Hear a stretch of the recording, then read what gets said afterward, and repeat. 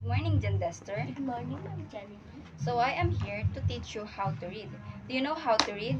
Yes. So I have here the story of Ant and the Grasshopper. Have you read this na? No. Okay. I will give you this story, then you are going to read it aloud. And then while you are reading, you are going to underline what are the words that you didn't know. And then later I will help you to know what are the meaning of these words. Okay. You may start reading. The ant and the grasshopper. In a garden, there lived an ant and a grasshopper who were very good friends. It was springtime, and the grasshopper was having a lot of fun playing, singing, and dancing in the sun. But the ant was hard working. It was collecting grains and Food, food grains. grains and storing them in its house.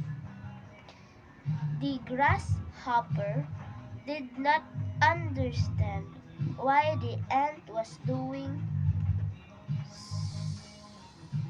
Doing so. so and said, "Hey ant, why don't you come outside and play with me?"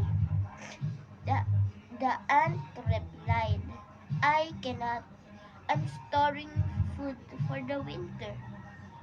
When won't There, there, there there won't, won't won't be anything to eat."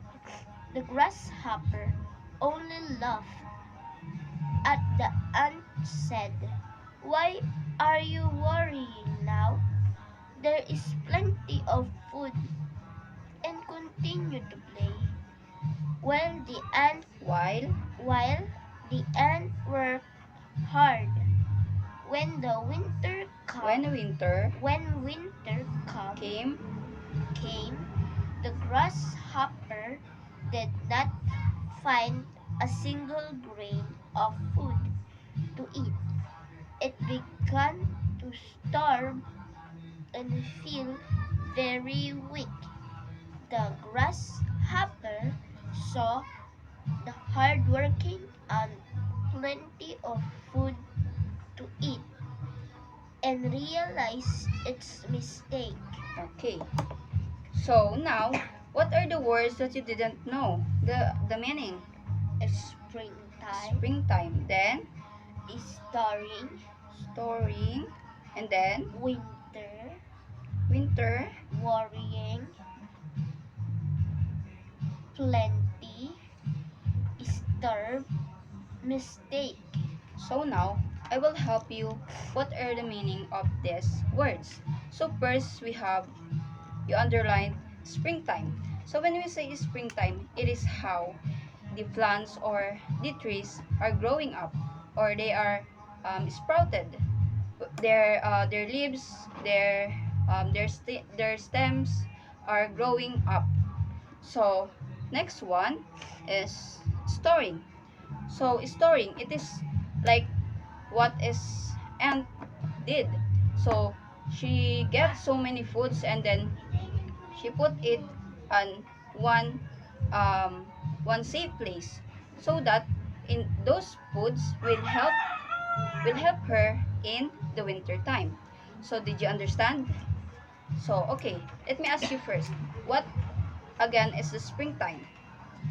This is where the plants and trees grow. Okay, how about the story? It is the technique how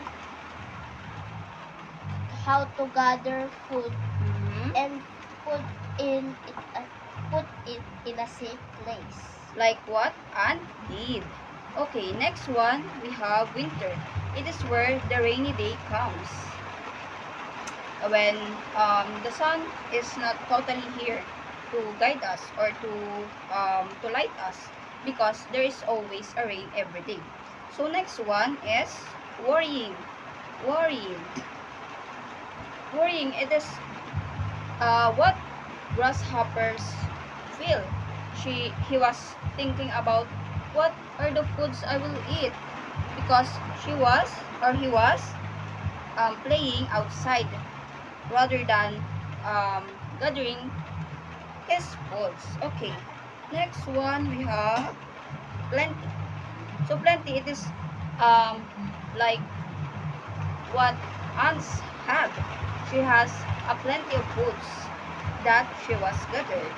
And then we have starve. It is how we feel um, some hungry in our stomachs. So we have to eat. So it is what is the grasshopper feel. And then we have mistake. It is what are the things that we did wrong. Like grasshopper. He chose to play outside than gathering his foods for the winter time. Okay, did you understand? Yes. Okay, let me ask you again. What is worrying again? This is where some people worrying about something. Something or like what grasshopper did. And then what about the plenty? It it is like a plenty of food or materials. There is more. There's so much food. Like and okay. Now, did you understand? Did you really understand the story? Yes. Okay, let me ask you without looking at this story. What is the story entitled? What is the title of the story? The ant and the grasshopper. Okay. What are the words that you underlined that you didn't know? What's the meaning? Springtime, winter, worrying, plenty, mistake, starve. Okay, that's it. And then, what do you think is the importance of that words that you didn't know for you to understand the story? This these words help me to understand the story much more. But there is some words that you didn't know. Then how about why how are you going to understand the story if there is some parts or there is some words that you didn't know? What's the meaning? Uh, I will ask someone of what is the meaning of that word to help me understand this story. Okay. Then after you know that those meaning and then you are going to understand the story. Okay. Now, based on the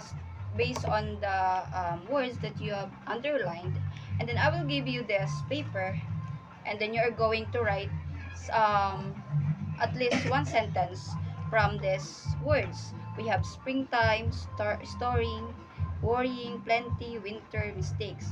So from these words, we're going to write at least one sentence from this meaning. Okay? Did you get it? Okay.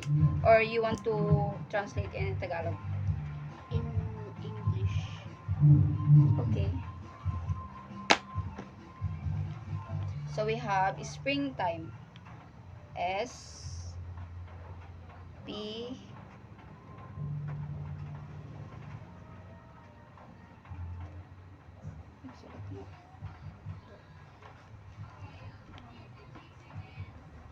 at least one sentence.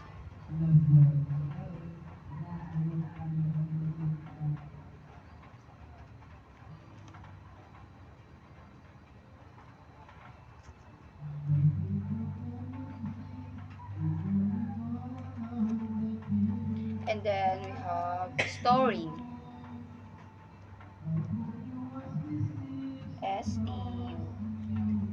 STO pala, sorry.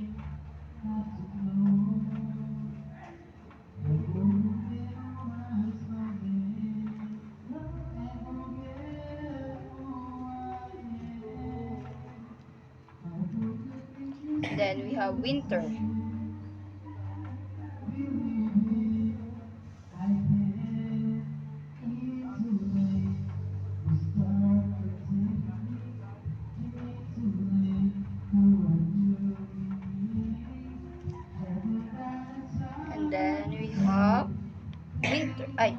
sorry, worrying.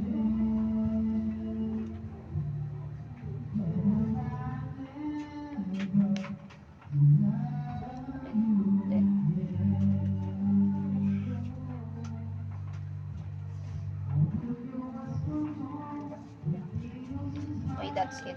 So let me see what are the word or what are the sentence.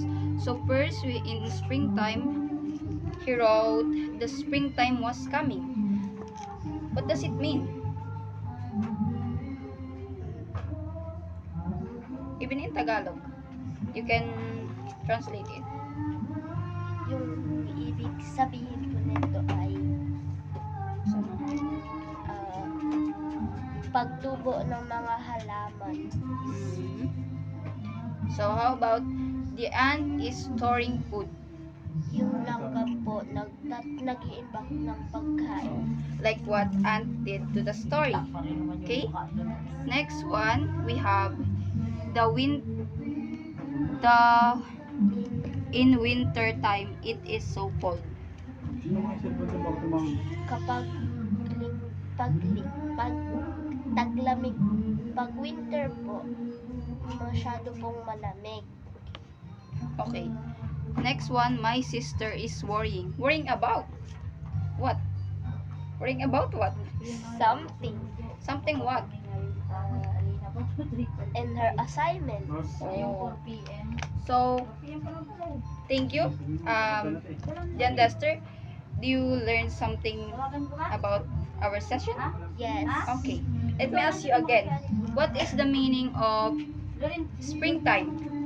And where the season where plants and trees are growing. Okay. Thank you very much. So that's it. Goodbye.